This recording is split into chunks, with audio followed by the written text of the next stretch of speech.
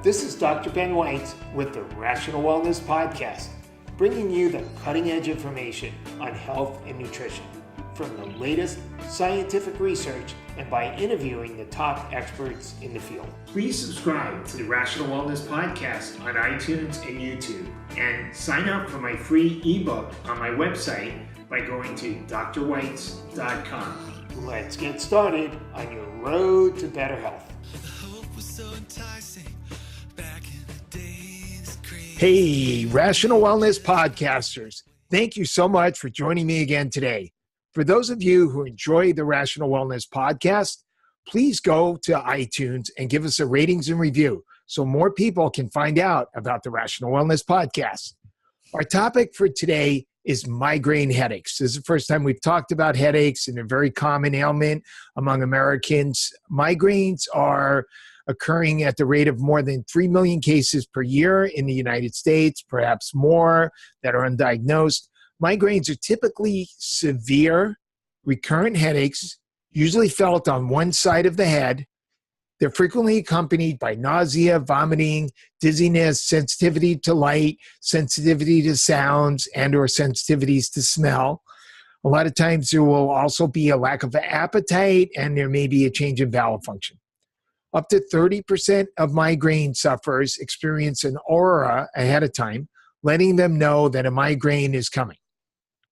An aura is typically a visible or sensory disturbance, such as blurred vision, seeing flickers or flashes of light or lines that distort your vision, or wavy or zigzag vision. There could be pins and needles feeling on one side of the face or one side of the body. You may feel like things are spinning. It's generally not understood what causes migraines or how to prevent them. And for traditional medical practitioners, they're generally treated with pain medication once they start. However, from a functional medicine perspective, we always want to try to find the root causes of problems, and migraines are no different. So, which means that we want to find the triggers that will increase the likelihood of a migraine occurring, which usually means that we look for food sensitivities, nutritional deficiencies, heavy metals and other toxins, hormonal imbalances, blood sugar imbalances, etc. And these are similar to a set of things that we look at for many different conditions, trying to find those underlying root causes and triggers. I'm happy that we have Erin here with us today to help sort some of these issues out with migraines. She's the founder of Engineering Radiance. She believes that no one should miss out on life because of migraine headaches. She has a master's in pharmaceutical engineering from the University of Michigan and advanced training in functional nutrition and nutrigenomics. Erin suffered from debilitating migraines for over a decade before uncovering the underlying biochemical causes, and she went on to reverse engineer what worked for her. This led to the development of her 4-step migraine freedom process that's now a blueprint for thousands of people looking for root cause solutions to their migraine pain. Erin, thank you so much for joining me today. Thank you. It's an honor. Okay. So, Erin, let's get right to the issue. What do you think are some of the more common triggers for migraine headaches? So the things that people are most aware of tend to be things like weather changes or hormonal migraines and even food triggers. But from a more holistic functional perspective, the way I see it is that your body has a certain capacity for managing stress. The stress can come from biomechanical stress, mental emotional stress, and then of course chemical and biological stress. And if that starts to pile on, then it's set off by one little thing that just is like the straw that broke the camel's back, as they say.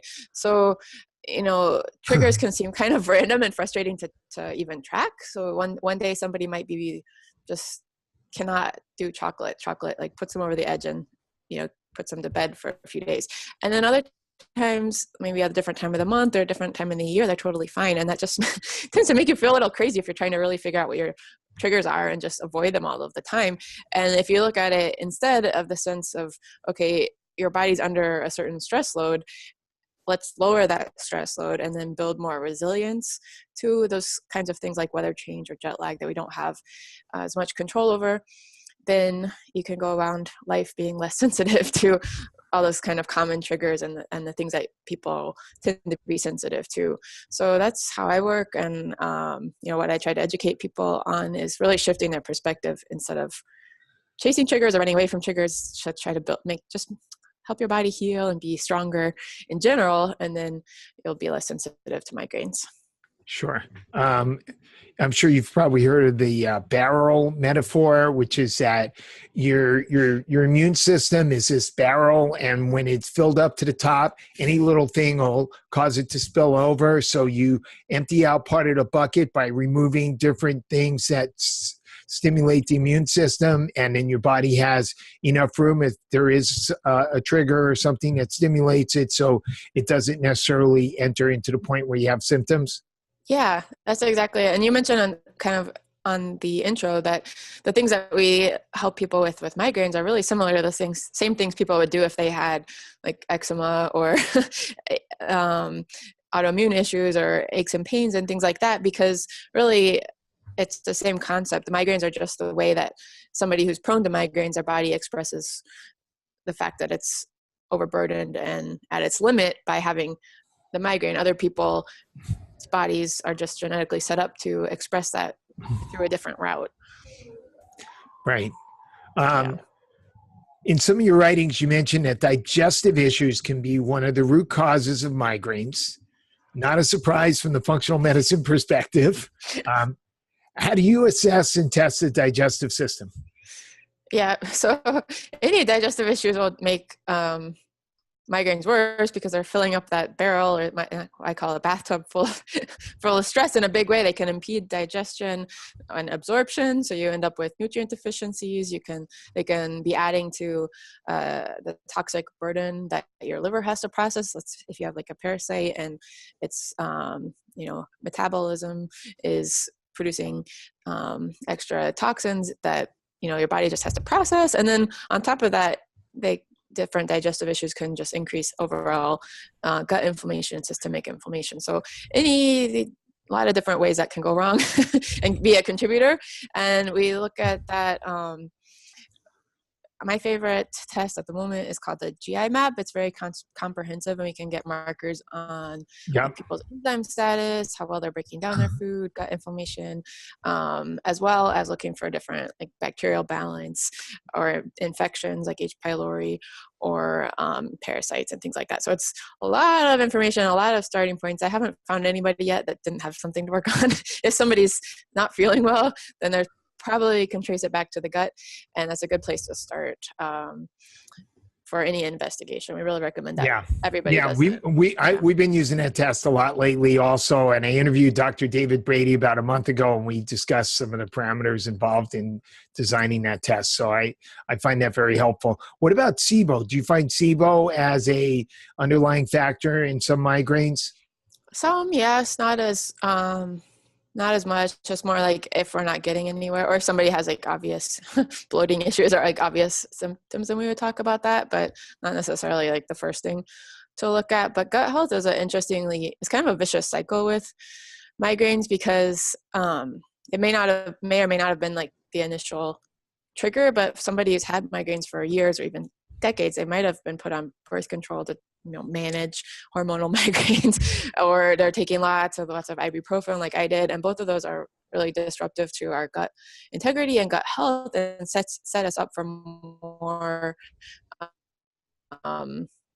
because we have the same strong mucosal barrier and healthy gut balance and things like that somebody should have. So then we're more prone to getting infections too. So I don't think like in conventional medicine, gut health is addressed very much for migraines, acknowledged, but it's definitely like our starting point and what helps people realize that there's more to the story, and that they have some room to heal. So why don't you give me a few examples of a few recent patients that you've worked with migraine headaches, and you did the GI map, and what did you find and how did you address it? Mm-hmm. So H. pylori is pretty common, like maybe 50% of people will have that, and that impedes your digestion of your food, so it can lead to nutrient deficiencies and things like that. So sometimes, you know, people with migraines are aware that they might be deficient in, you know, B vitamins or magnesium or this and that, but to backtrack, like, where do those deficiencies come from if you have an overgrowth? So H. pylori is pretty common, and people argue, like, well, whether it's normal or not, but if it's an active, like, overgrowth, then it's going to be feeding on your stomach acid, if you will, and reducing that stomach acid's availability to then digest your food. So that's how it can impact that. And you know, people always have the choice to take that information and go to their you know, GI doctor or primary care doctor, or we can talk with them about an herbal protocol to address What that. kind of herbal protocol? Would you mind telling us? So kind of a first line of defense is I like to use mastic gum, Okay. and try to heal up the gut, the stomach mucosal barrier and things like that. And then also use like probiotics like Saccharomyces boulardii and things like that at the same time. And then if somebody's not getting better, which happens occasionally, then sometimes the H. pylori could be linked to heavy metals. So we have to look a little bit deeper at if somebody's like had dental work or some kind of known exposure or genetic impairment to their detox pathways and things like that. And that if somebody's kind of fighting this H. pylori and it's not getting better, then we look layer 2 or 3 or 4 would be the detoxification and see what's going on there. How will you assess for heavy metals if you suspect them? So it's not the first thing that I would do with somebody, but sometimes you do see, like, here kind of obvious things where somebody got dramatically worse, or even their migraines just started a few months after having dental work, or sometimes having their amalgam fillings removed. And then you're like, we should talk about this. But before even testing, because there's so many different ways to test and none of them are really considered perfect. And then, well, you find that information, what are you going to do about it? So my first kind of line of defense with really anybody is to just work on gentle detoxification and opening up the natural pathways and supporting the body. That could be, there's like a whole lot of things. So this is like a core part of our program that we work on with people, but things like moving the lymph, making sure their bowel movements are regular, sweating, dry skin brushing. So you have to pay attention to our largest organ, which is the skin, taking binders, correcting mineral deficiency. So there's a lot of things you can do to just help the body work better, basically, and do its own job better. I would rather do that than do some like harsh actively detoxification protocol.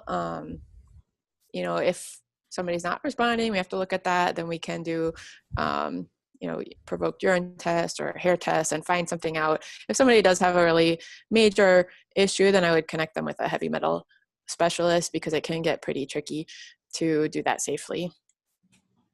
Okay, cool. You say that food sensitivities can be triggers for migraines, and we've heard that certainly before. What types of food sensitivities do you find most commonly, and how do you test or screen for these? So if somebody's listening right now and they have migraines, are probably more than aware of like the migraine trigger food list, like you know, processed meats, chocolate, red wine, and those kind of things. And that's not really what I'm talking about. Like, they might actually find that they feel better if they avoid some of those foods, and some of them are just downright unhealthy, like MSG and things like that. Like, we should probably all avoid MSG. But when I'm talking about food sensitivities, I'm talking about undigested proteins that are entering your bloodstream through your gut when they really should not, and then they create an immune response because your body's like, you don't belong here. We're going to react to you. So this wouldn't normally happen because the gut is designed to really just absorb the smallest molecules and keep out larger ones. But if it's been damaged by pesticides, by stress, or medications over years and years, then somebody's going to be more prone to this type of food sensitivity issue. And they could be getting chronic inflammation from reactions to even healthy foods like chicken or broccoli and things that aren't on the typical migraine trigger list. And this is especially helpful, I think, if somebody has like several migraines a week or even daily headaches, because that just means your body's like super inflamed and we want to do anything that we can to lower it. I wouldn't do it with everybody, but I do. If somebody's like really chronic like that, then we could discuss and see if they think it would be something that they could integrate and actually make use of. It's a blood test, so it's quick and easy to find out what's going on. And all it requires is somebody change up their diet for a few months. So sometimes people have some hesitation around testing because they think that they're gonna get this life sentence where they can't eat their favorite foods and things like that, which is not what it is. It's just trying to lower the inflammation and let your body heal. So which food sensitivity panel do you like to use? I like the ALCAT test, sometimes a LEAP MRT, depending on what people have access to. Okay.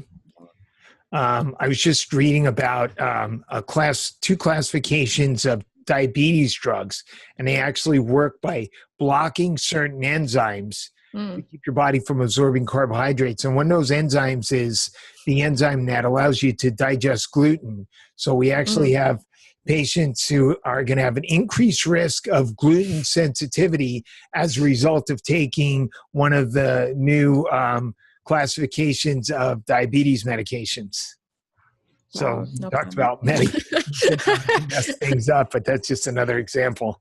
Yeah, a lot of people do, since you mentioned gluten, a lot of people do feel better if they avoid gluten and dairy.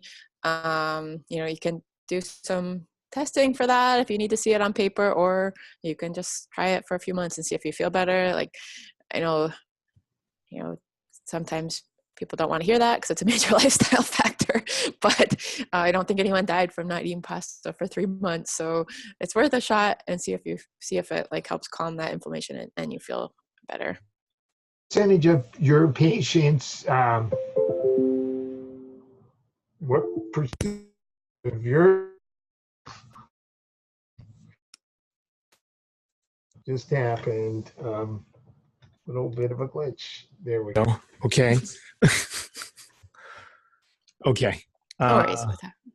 Okay, good. You can hear me now. I can hear you now.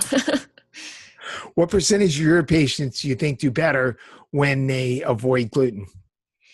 Almost everyone. We do get a small indicator of that on the GI map, which can be kind of motivating for people that have some hesitation to try it. But then once they do, if they stick to it, they that'll be one of the top things that really helps them, and then that they end up sticking with because they found that it was a game changer. So one thing that can go wrong there, though, is some people think that, I'm just going to reduce gluten. So they'll just have less or maybe just have it once a week or something like that. And that is pretty much pointless because the gluten is so irritating for people that are sensitive to it that it takes weeks, if not months, to recover from one tiny exposure. So if you're going to do it, give it a real shot at working to know if it's going to work for you or not. And then you can always, try later. If you don't believe me, you can try it in 3 months and see how you do. But if you have never given it 100% effort and 100% elimination, then you don't know if it's going to help or not. You wrote that hormones can be out of balance, and that this can be a factor in migraines. What types of hormones do you typically see as being a factor in migraines, and how do you assess and treat these? Right. So hormonal migraines are very common. And this is one of the things that people tend to be really aware of. They'll know, for example, that their migraines are correlating with their cycle, or that their migraines either got better or worse during pregnancy. But then I'll hear some crazy things like, well, they'll get better eventually when I get menopause, or,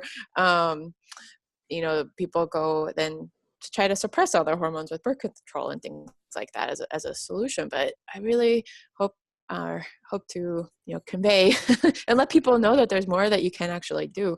A common what a common hormone imbalance would be, and probably the most common, is estrogen dominance, which can either be too much estrogen or just relatively more estrogen than progesterone, so like low progesterone, which can be low from chronic stress and things like that.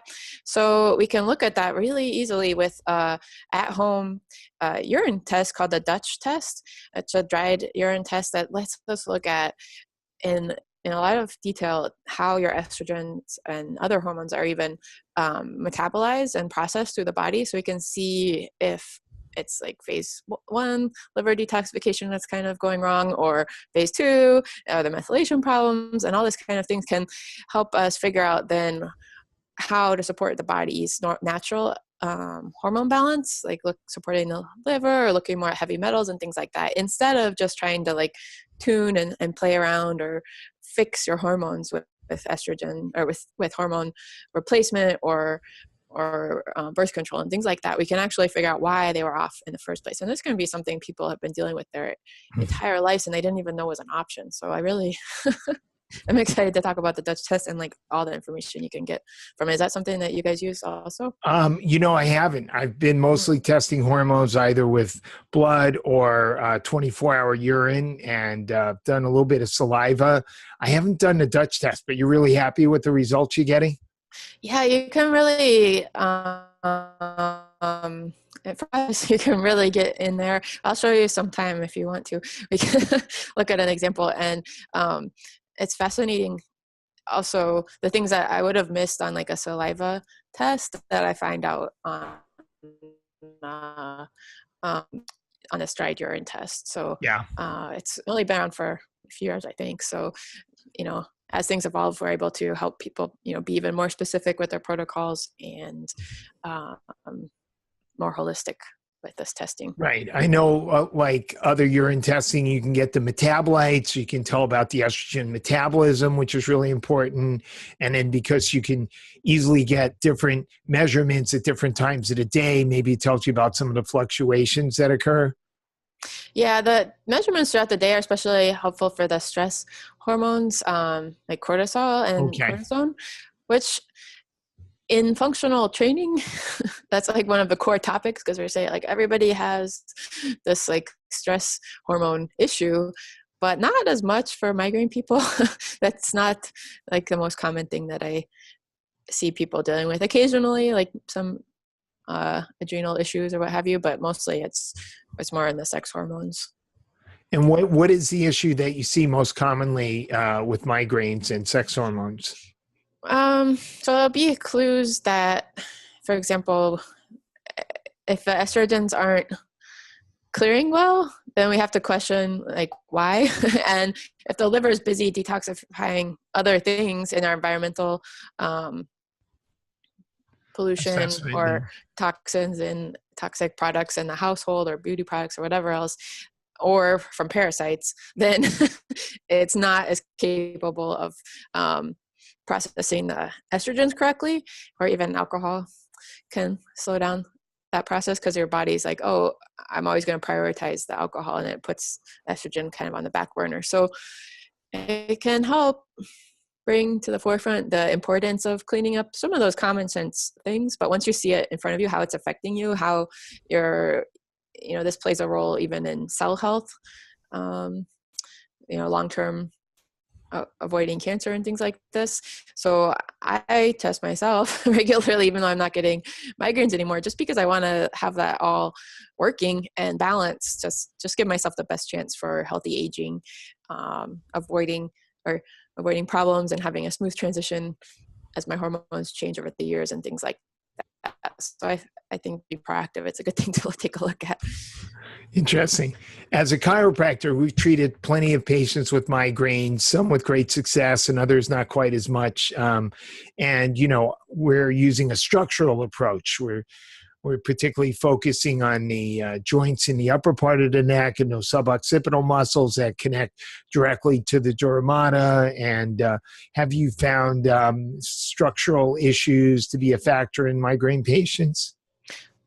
Of course. I mean, that's like one of the three prongs, if you will. There's like mental, emotional stress, biomechanical stress, and then this biochemical stress. So by the time somebody comes and talks to me, they've probably already seen a chiropractor, but if they haven't, then I highly encourage that they go see one. And, it can be a great tool to either fix them completely if it was maybe some kind of a structural issue to begin with, or car accident or whatever else, or a relief too. Like if somebody's under this kind of chronic stress, then you can be out of alignment more often.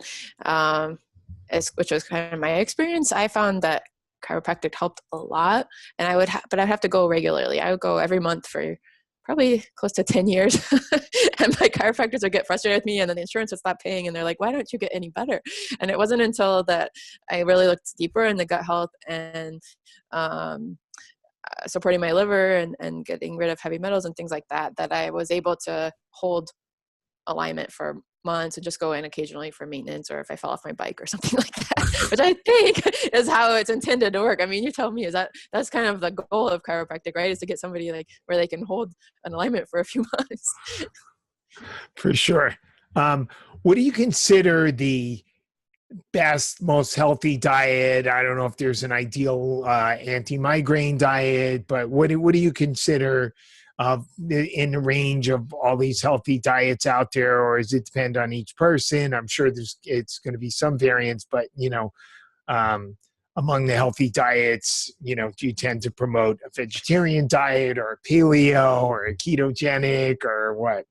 Well, I'm glad you asked that, because there is a lot of arguing back and forth about different diet philosophies, but it really doesn't need to be that complicated, in my opinion. I think the best thing is just to go really simple, eat whole foods, eat organic with lots of veggies, like veggies in the forefront, and then whatever else you add. And sometimes people, especially it seems like people with chronic problems like migraines, are desperate, so they go reading on the internet and then go finding all these complicated, like detailed diets, and that causes them more stress than I think it even helps. Like, sure, some of them can be really healing in some sense, but if it's causing you so much stress on a daily basis, you kind of have to weigh that. And it doesn't have to be that complicated, because a really healthy diet can be simple and delicious. So that's my philosophy. Yes, some people need more fat, some people need more protein, and all that kind of thing is a little bit bio individual. And what we work with people on is to really tune into how they're feeling with different ratios, even different timing of meals and things like that, and starting to listen to clues like your energy level, not just headaches, but like your energy level, your sleep, your focus at work, how your stomach feels. And once you start to really listen to that, I think it give you the motivation and like the feedback to find what works for you. What about the timing of meals? Yeah. What about it? I don't know. We're hearing so much these days about the timing of meals. We went from should eat every 3 hours. You have to eat as soon as you get up. The most important thing, you have to eat breakfast. Everybody skips breakfast. And now we're back to skipping breakfast is the best thing you can do. So what about the timing of meals? I do find that kind of entertaining, because I wonder if I've done that a little bit more recently, and I'm like, wow. 30 years ago, when I first got into this, you have to eat breakfast. That's why you're fat. You're skipping breakfast. Now the key to anti-aging is skipping breakfast. I know, and it saves you like hours a day and increases your productivity because you don't waste time eating breakfast. But in seriousness, I talk to people first and see, because there's a big portion of people who find that like blood sugar crashing will cause their migraines. And then if they're in that cycle of unstable blood sugar, and we're trying to like heal some of the reasons for that, which again go back to your liver and hormones and stress and all that stuff. So if they're still in that healing phase where all that's unsteady, then I wouldn't really push to skip meals, because I would rather just get it under control. What I do see as even more common a problem is like people are so busy with work, they forget to eat lunch. And I used to do that. You're so busy, you forget to eat lunch. You're working at your desk or in the lab, and then it's like 3 o'clock, and all of a sudden it's like, that just brings on the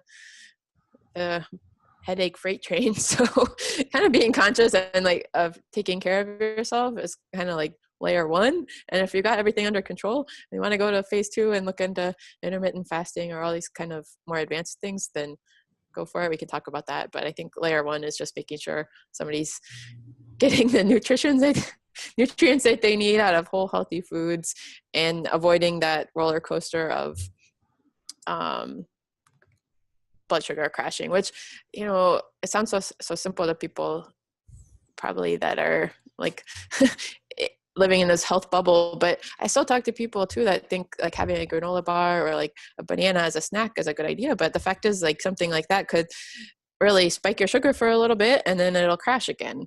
So we spend more time talking to people about having like well-balanced snacks with fat and protein, or even a mini meal, instead of worrying about whether or not they should try intermittent fasting. That's like later. Let's worry about the basics first in almost every case. So what are your 3 or 5 favorite supplements for migraine headaches? Oh, well, magnesium is a big one. Sometimes I have people write me, they read about magnesium or heard me talk about that, and they're fine now. So they just like wrote in for my newsletter and they're like, well, I followed your advice and now I don't have migraines anymore. I'm like, that is so fantastic that it was so simple. Great. It's really bad for business, but it's really good for you. So that's probably number one.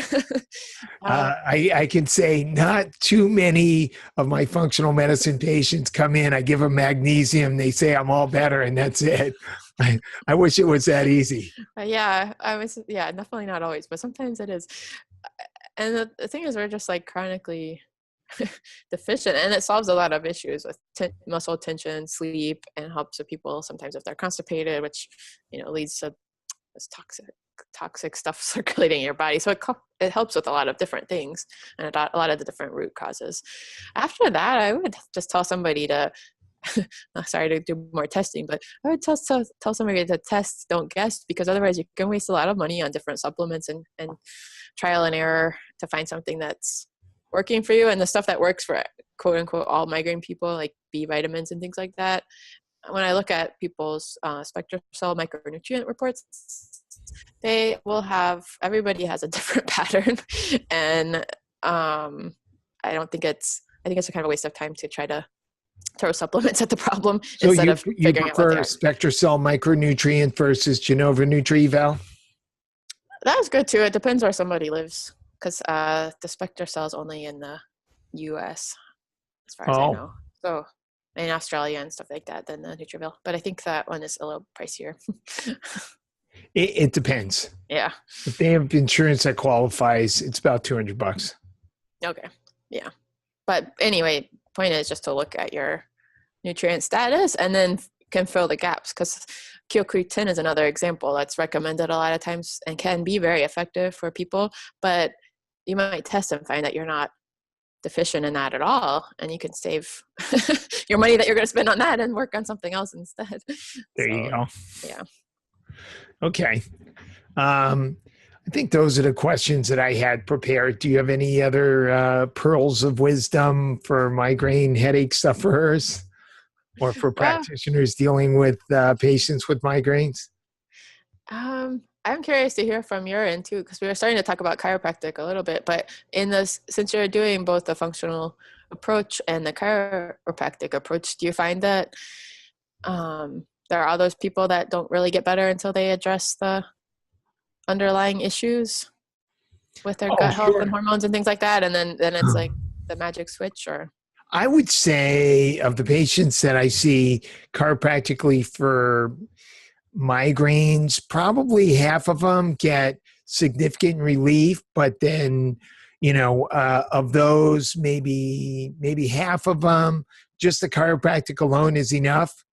The other half are going to need some sort of nutritional intervention. And then the other half of the patients who don't respond to chiropractic, most of those will respond to some sort of nutritional intervention if they're willing to hang in there and go through some experimentation.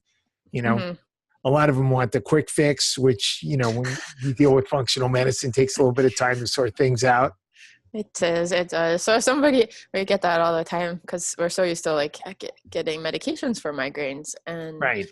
And if somebody really wants to look at the root causes, it takes several months, if not longer. But if somebody is looking for the quick fixes, I have a gift I could share with them. Is that okay? Yeah, of course. Yeah. So it's called the Migraine Relief Checklist, and maybe we can put that in the notes, or if you just look on my website. I will. For sure. It's called the the fastest, most natural things that somebody can do. And it works best if you layer it. So we have a whole printable thing that walks you through. So if somebody having a migraine or doesn't feel very well, I don't know about you, but when I don't feel well, I just kind of lay there on the couch.